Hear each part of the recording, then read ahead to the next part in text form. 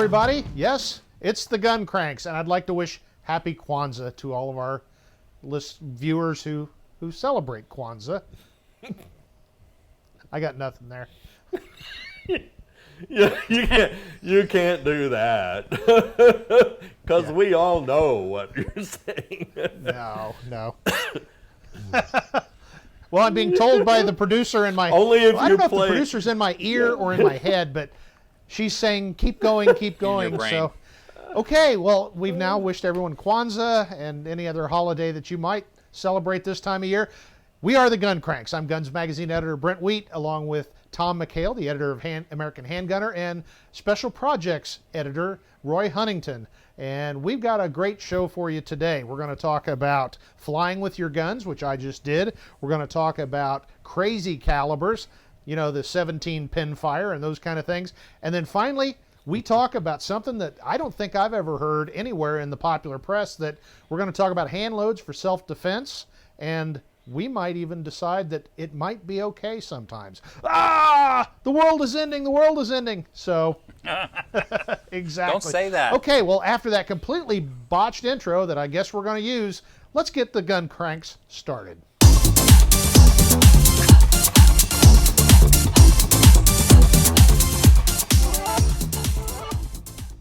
What? You guys know what I'm doing, don't you? I'm flying with guns. Oh. I don't know what you're doing, but be sure and wash your hands after. That's all I have to say. I always use hand sanitizer. No, it's the new year, but I just got back. I traveled over the Christmas holiday. First of all, don't do that. Just don't do it. It's awful. But wherever I go, I always try to take a firearm. And, of course, doing it legally. So I thought it might be interesting. We talk a little bit about taking your gun with you. Now, back in the day when I was an active duty police officer, I actually got to carry in the aircraft itself, which was pretty cool. We got bumped up to first class a couple times. We were very welcome after 9/11, but now that I'm retired, I don't have that ability. So I have to check my firearms in my luggage and go winging my way wherever. And then you've got your defensive handgun, in my case, when you get there. But I've flown with long guns hunting. I've flown with pistols for self-defense, and it's not too bad. If you've never done it, you just got to basically allow for a little extra time. Do you guys, first of all, Roy and Tom, do you guys usually take a pistol with you? Yeah, for me, it really depends on where I'm going and what I'm doing. I always take I call it a defensive walking cane, you know, because they let. Does it have a sword in it? No, you can't do that. But I like it because you can take it on the plane with you, and so which means I can beat the hell out of somebody on the plane if I have to with it, you know. Exactly. And if you act a little bit decrepit, people open doors for you, which is an advantage. Wow. Oh. But yeah, sometimes I do fly with guns, and you're right, Brent. You just have to allow some time and don't be an idiot. Learn the rules before you go. Yeah. Well, but the rules, this brings up a good point. The rules are squishy. Mm-hmm. And what happens in real life is you very quickly figure out that you can be right and not win. Most of the time. So know the rules, Yep. but be prepared to say, okay, I'm going to let you win only because I don't have 6 months and $1 million to fight you in court.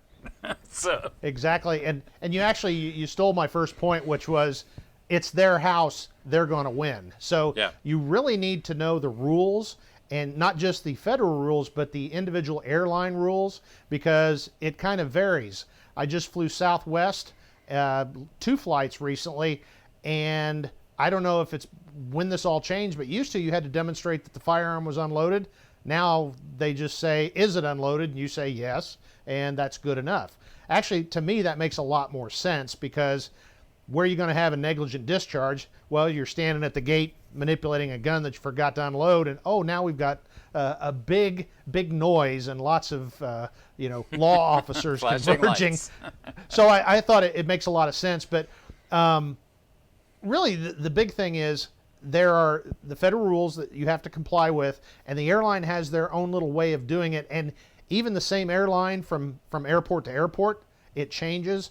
Bottom line is remain calm, smile a lot, apologize for creating extra work for them, and I've never really had a big problem with anybody, even when I knew they were absolutely totally wrong. Well, You know- what I found the easiest way to do that is when you get to the counter is just say, the Second Amendment is my permit and permission. Okay? Yeah, yeah. Right. That works every time. Ass bite. Yeah. Yeah. You have to end the sentence correctly. So, No, but seriously, I've not had problems either. It's almost always been very smooth. The only problems I have are those a few situations and places where they don't know their own rules, or the theoretical consequences to me for following their incorrect rules, because you are responsible per the letter of the law for this whole process, and you are responsible that no one else has unsupervised access to your firearm. But there are some places, Bend, Oregon, that think it's cool and normal to take your guns into a back room without you there and open them. They'll ask for your keys and do that, and that is illegal. Mm-hmm. Cannot do it, but they do it anyway because they got the badges. Yeah. Yeah. I found. Well, that's. I found. Go ahead. Every airline has the protocol on their website, and what I like to do is go on their website and take a screenshot and print that out, and put it in my pocket. And then not because you go, see, is that if there's a problem, you can pull it out and say, well, I was adhering to the rules on your website. And I've had that on 2 or 3 times where they go, oh, I didn't know that. Okay, yeah, you're right, And the other thing I found is they get confused sometimes about fired cases. I've gone to shooting classes and come back with empties, like 45 Colt or 44 Magnum, that's expensive brass. I don't want to just throw it away. And I think the rule was you're allowed. Most airlines have about 10 to 14 pounds of ammunition that you're allowed to carry with you. And so I brought back a box of once fired 45 Colt cases one time that probably weighed 5 or 6 pounds. And they said, "What's this?" And I said, "It's once fired, brass. It's empty brass." And they looked at it and they said, "Well, you can't take this on the airplane." And I said, "But it's not ammunition anymore. It's just brass." And they said, "No, it's a former container holding a gas charge." And so, yeah. Okay. And what they did was, I haven't heard that one before. They think it's the same as flying with like an empty propane cylinder. And they literally told me I couldn't fly with it because it had contained explosive gas. And I tried talking to him, and of course I forget it. And so I talked to all the cops over there and said, "Hey, anybody here shoot 45 Colt?" There was a couple of guys who said, "Yeah, I do." And I said, "Well, hey, here's a nice present, It's like, "Thanks, dude." Wow. It was good. See, it just goes back to, that's the TSA. I've also seen that their rules vary quite a bit from place to place. I will tell you, coming out of Phoenix or San Antonio, they will go through absolutely everything in your suitcase, everything. So if you're easily embarrassed, or if you want to give them a thrill, there's things you could pack. Or I always make sure I put my dirty underwear on the top. They love that. But but you said something interesting, because like I flew out of San Antonio, and this was about 20 years ago. Things were a little more lax. And there, if you had guns, everybody was like, "Hey, cool, what do you got?" "I got this Model 92 and this. Hey, can I see it?" "Sure." "Yeah, okay, he's okay. Let him through." Right? That's like South Carolina. It's more of a show and tell. Yeah, it's really funny. My wife Susie flies out of Joplin here, and she's always travels armed, and they all know her, right? And so now it's really funny. I'll drop her off or something, walk up to the gate, make sure she gets in all right, and it's always like, "Oh, hi Susie, got your gun? Oh, okay." It was like, welcome. You to know what Missouri. surprises me though, and I'd like to hear you guys' opinion on this. I've never run into anybody I felt like was aggravated by me having a firearm. I've had a couple that were aggravated because they had to do some extra paperwork, but I didn't get the sense that they were like an anti-2A person.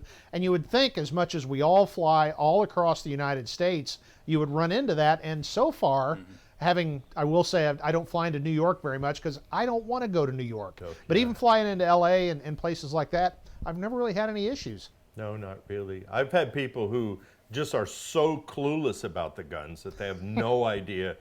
When I went to a cowboy class one time, I had a lever action 92, I had a side-by-side shotgun, and I had a single-shot Sharps rifle. And well, it ends up that you could only fly, let's see, you could only fly with one rifle, one handgun, and one shotgun. And so I went, this is a single-shot 410 shotgun with the Sharps rifle, because it was a 45-70. And so I opened it up and I put my finger in the breech. I said, "See?" And they went, "Oh, okay." Oh, yeah. So we were okay then.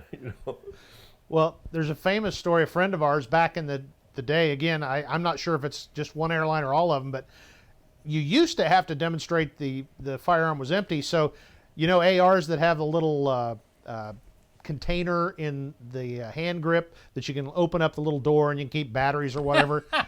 He took it out, opened that, said, "See, it's unloaded." Okay. Okay. Put it away and everything was good. That's awesome. I'm going to do that. I've flown internationally with rifles, and I got this tip from a guy who travels constantly. And I'm only saying this because we're all among friends here, and we're all shooters, and we're doing what we're doing. But when he travels with a long gun case, he always labels it as something else, like trombone case, right? Another guy says he had a sign on it. He showed it to me. I was traveling with him, and it was danger or attention. Let's see, a synthetic leg for pediatric use, right? And so it's like, I'm not going to steal the kid's, leg. Yeah. And but I thought, well, that's really interesting. You just label it as something, golf clubs, Yep. And Well, then, hey, for a while there, they were doing the special labels. Yeah. Yeah. Like On the firearm outside. labels, and then throwing it out on the conveyor belt. Like, Exactly. Steal me, steal me. danger, gun enclosed. Yeah.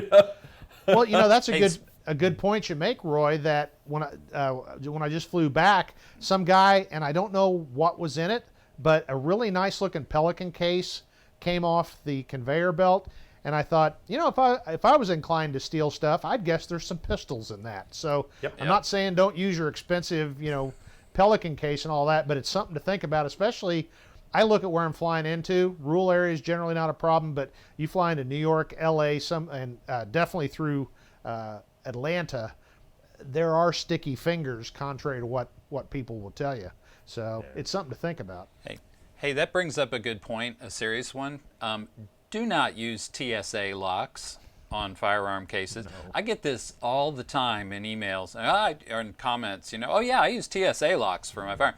The whole point of a TSA lock is that everyone on the planet can open that lock to verify what's inside. I mean, if you think the little TSA key is some secret thing owned by 3 people, forget it. Use a real padlock. Yeah, and you're not supposed to. Again, you are responsible for maintaining the security of that firearm. Mm-hmm. So don't use TSA locks. Yep. Hey, Right. one quick thing before I know we're running out of time here. We've got a producer screaming in our ear, but one thing that's really important, I bet every one of us knows somebody that has gone to a security checkpoint and, I forgot to take my gun out.